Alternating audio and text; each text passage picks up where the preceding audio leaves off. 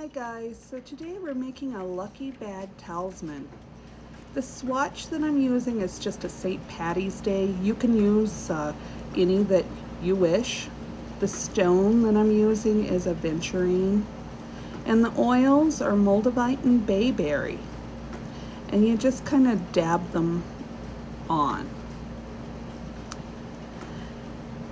And then the herb mixture that I have is rosemary, Angelica root, spearmint, clove, and basil.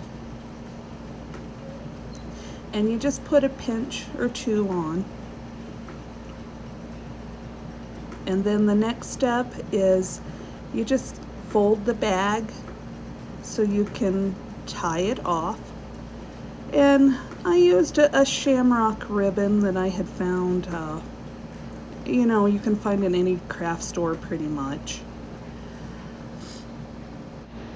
And my lucky bag talisman I like to use when I'm going gaming, when I go to play bingo, the casino, when I'm going to buy a lotto ticket. It just helps to bring a little extra luck with you. And it's a lot of fun to make too. I hope you enjoy this video. Please like, share, and subscribe. Have a wonderful, blessed day. This is Starla Moon.